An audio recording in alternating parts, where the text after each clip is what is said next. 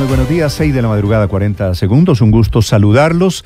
El gobierno está ganando de momento la batalla en la Cámara de Representantes, que le está aprobando la reforma de salud que quiere el presidente Petro a cuentagotas.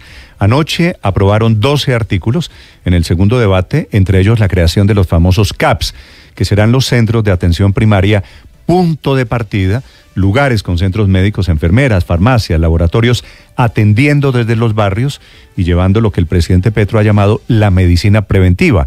Esta es la manera de transformar el sistema de salud. Salen las EPS, entran los CAPS. El gobierno tiene ya aprobados 102 artículos, quedan 33 pendientes, un debate en el que siguen sin participar los parlamentarios del Partido Verde, a los que no les han resuelto la recusación. Lo que no funcionó muy bien fue la reunión del presidente Petro con los parlamentarios 6 del Partido Conservador, que fueron a la Casa de Nariño intentando convencerlos de que aprueben la reforma. Los parlamentarios salieron diciendo que no la van a aprobar y que no están recibiendo mermelada, que ha sido siempre, con el Partido Conservador en particular, ha sido siempre el estigma. Sale el partido alegando que votará no, pero rompieron el quórum en la discusión. Ya que el gobierno logró mayoría, se está aprobando en bloques con muy poca discusión esta reforma. Ya les vamos a hablar de la discusión, de la polémica en este nuevo debate, ahora por el cálculo de cuánto vale la reforma a la salud. El ministro de Hacienda dice que costará adicionalmente 929 mil millones de pesos el año entrante, que sería el costo adicional, casi 1 billón de pesos, pero que a partir del 2026 se comienzan a rebajar los costos del sistema. Y la otra gran controversia del día corre por cuenta del ministro de Salud, que en medio de este ambiente de hostilidad política se mete solito en una polémica. Hace 2 semanas él, que es médico, estaba de pelea con el Partido Verde y hoy aparece como un ministro de Salud antivacunas, o esta es la percepción. El ministro médico reconocido, increíblemente sale a criticar el modelo de vacunación contra el COVID, que tantas vidas salvó en Colombia y en el mundo. El ministro tiene una versión diferente, dice que en Colombia se produjo el mayor experimento social en la historia de la ciencia, que las vacunas entraron a Colombia sin autorización y ataca a todos los laboratorios, menos al chino que produjo Sinovac, que es la que él utilizó en la época de la pandemia. Jaramillo estaba en un debate sobre escasez de medicamentos, diciendo que las autoridades médicas de Estados Unidos y de Europa han relajado los controles y las etapas experimentales de los medicamentos.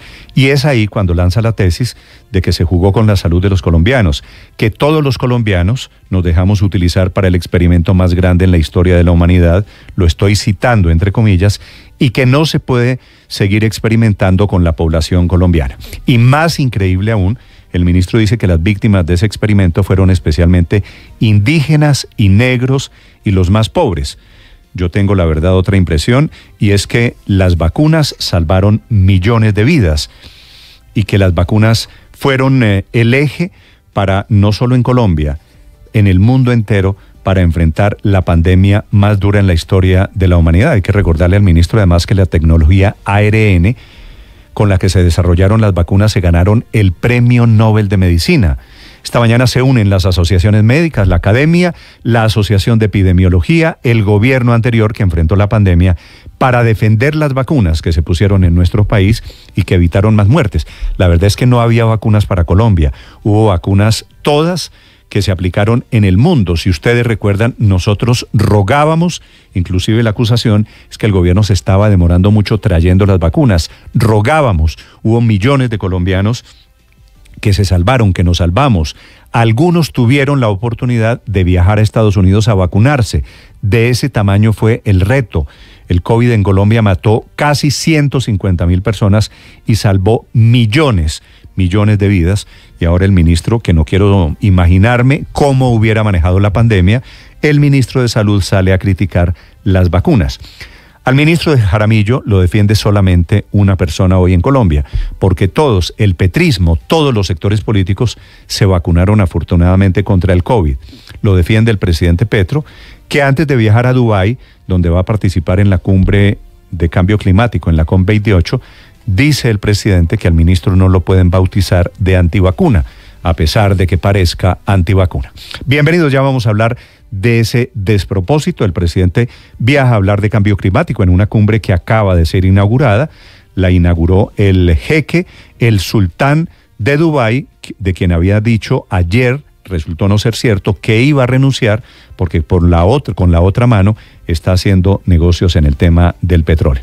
El presidente Petro viajó con la primera dama, con el canciller, con Laura Sarabia, que sigue siendo la mujer de su confianza, con los ministros de Ambiente, de Comercio, en total 14 personas en esta comitiva colombiana. La ministra de Medio Ambiente anticipa que Colombia va a proponer un tratado que intente la no proliferación de combustibles fósiles, que nuestro país, junto a Alemania, Francia, Kenia, va a lanzar una comisión de expertos para estudiar el canje de deuda por acciones contra el cambio climático, que la verdad es una propuesta que el presidente Petro ha hecho ya en el pasado.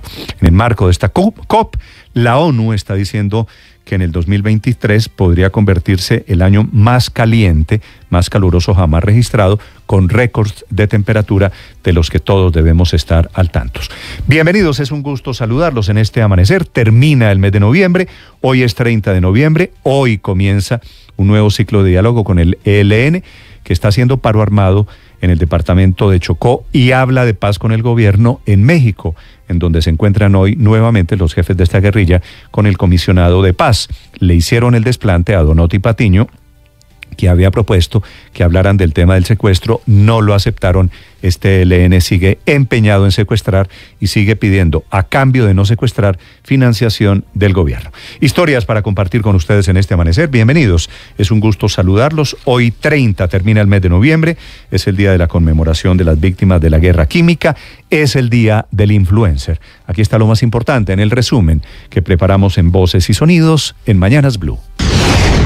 12 artículos aprobados y quedan 10 que ya entran a votación y esperamos poder culminar. La Cámara de Representantes aprobó la creación de los centros de atención primaria en salud. Lo que estamos buscando es que la gente tenga la posibilidad de tener muy cerca de su casa un sitio de recepción y la gran mayoría de los CAP ya están construidos. Estos centros de atención permitirán el registro de los pacientes en el sistema de salud, también permitirá tener un acceso a las citas de medicina general y es la primera puerta de entrada para la atención básica primaria. Estos CAPs atenderán en promedio a 20.000 personas en cada territorio. Solo por un voto no se alcanzó el quórum para seguir debatiendo la reforma a la salud. Sin embargo, desde el Pacto Histórico celebraron el avance. Alfredo Mondragón, del Pacto Histórico y ponente del proyecto. Nos faltó nomás un votico, pero esperamos retomar. Avanza la reforma de manera significativa en el país. Desde el Centro Democrático insisten en que el proyecto no es viable. El representante Andrés Forero. Lamentablemente se siguieron aprobando artículos en bloque sin la posibilidad de hacer una discusión profunda, yendo en contra de lo que se había establecido en una reunión de voceros.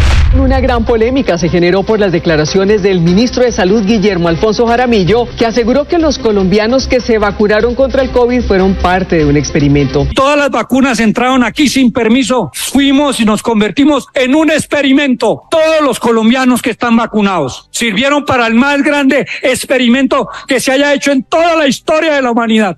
Estas declaraciones son rechazadas por diferentes sectores. Allí estuvo el infectólogo Carlos Álvarez, coordinador nacional de estudios de COVID ante la Organización Mundial de la Salud. Tenemos un gran número de personas vacunadas, más de 6.000 millones en el mundo, que han recibido diferentes vacunas de diferentes plataformas, que han mostrado que han sido vacunas no solamente eficaces, es decir, que protegen contra la enfermedad. El exministro de Salud, Fernando Ruiz. Aquí no se realizó ningún experimento con los colombianos. Si eso fuera cierto, sería un experimento con más de 6.000 millones de personas que en el mundo recibieron vacunas contra el COVID. El presidente Gustavo Petro salió en defensa de Guillermo Alfonso Jaramillo y dijo a través de su red social X, calificar al ministro de Salud de ser antivacunas es simplemente una calumnia. El ELN anunció un paro armado indefinido en al menos 5 municipios del departamento del Chocó. 10.000 personas se están viendo afectadas. En este contexto, las delegaciones del gobierno nacional y la guerrilla se encontrarán hoy en Ciudad de México para el 5º ciclo de conversaciones. El defensor del pueblo Pueblo, Carlos Camargo. Le solicitamos al ELN levantar el denominado paro armado en el departamento del Chocó, pues afecta gravemente los derechos fundamentales de la comunidad. El ministro de Defensa, Iván Velázquez. Resulta incomprensible que se desarrolle o se anuncie ese paro armado. El senador de la Alianza Verde, J.P. Hernández. El gobierno sabe que el ELN no va a entregar las armas ni se va a desmovilizar y aún así mantienen sentados. El senador del Pacto Histórico y miembro de la mesa de negociaciones con el ELN, Iván Cepeda. No estamos ahí sentados para que nos vean la cara de cretinos. Ahí estamos sentados para llegar a un acuerdo.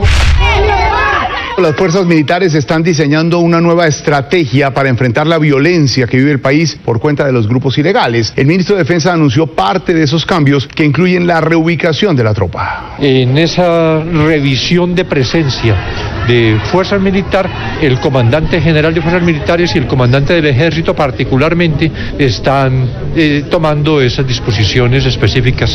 En medio del choque de trenes que protagonizan por estos días el presidente Gustavo Petro y el fiscal general Francisco Barbosa desde Cartagena, este último cuestionó duramente al mandatario. Y el fiscal general no crea montajes ni crea carpetas secretas contra altos funcionarios del Estado como están pretendiendo hacer con la señora vicefiscal general de la Nación.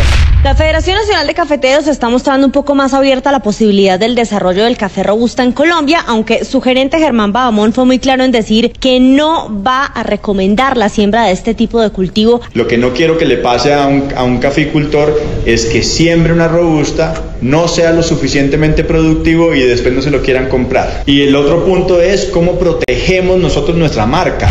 El gremio de transportadores le presentó al gobierno nacional su propuesta para definir la fórmula del precio del diésel para el próximo año. De acuerdo con sus cálculos, el precio estaría alrededor de los 10.300 pesos. Subiría de manera semestral. Alfonso Medrano, presidente de Unidos. Y fue bien, o sea, no aceptada, pero muy bien vista por los técnicos de los tres ministerios, en especial de los de Hacienda, que son los que manejan el recurso económico en el país.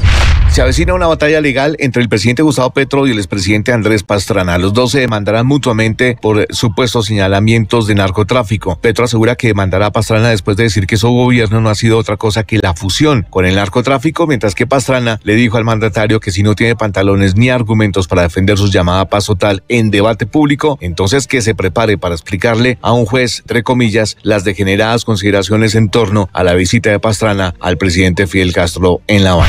La alcaldía de Bogotá anunció el plan de seguridad para Navidad y fin de año con la presencia de 5.000 integrantes de la fuerza pública. La secretaria de Movilidad de Bogotá, Deyanira Ávila, explicó qué va a pasar con el pico y placa para fin de año. Vamos a mantener la medida de pico y placa en la ciudad. Esta excepción no se levantará. Mantendremos la medida durante todo este diciembre debido a nuestro plan de obras y el gran volumen de población flotante que vamos a tener. Minutos antes de la fecha límite, Israel y Hamás acordaron extender su alto al fuego en la franja de Gaza solo por un día. Pese a esto, la tensión aumenta en la Cisjordania y en Jerusalén, donde no está vigente la tregua y donde siguen los ataques. En Jerusalén, 2 palestinos dispararon a personas que esperaban un autobús. 3 israelíes murieron allí. Los atacantes fueron abatidos. En Cisjordania, 2 niños, uno de 8 y otro de 15 años, fueron asesinados en un ataque de militares israelíes en el campo de refugiados de Jenin. El Papa Francisco apareció ante miles de fieles en la audiencia general después de haber cancelado su viaje a Dubái para participar en la conferencia climática y afirmó que aún no está bien, por lo que el discurso lo leyó su colaborador. Se desarrolló la 4ª jornada de los cuadrangulares semifinales del fútbol colombiano. Deportes Tolima sigue con paso firme. Se impuso como visitante al Cali 2-0, mientras que el Junior de Barranquilla no pudo en el nido antioqueño. Igualó 1-1 frente a Águilas Doradas. Hoy tendremos acción del Grupo B. Millonarios visitará al Deportivo Independiente Medellín y América de Cali recibe a Nacional. Estás escuchando Blue Radio.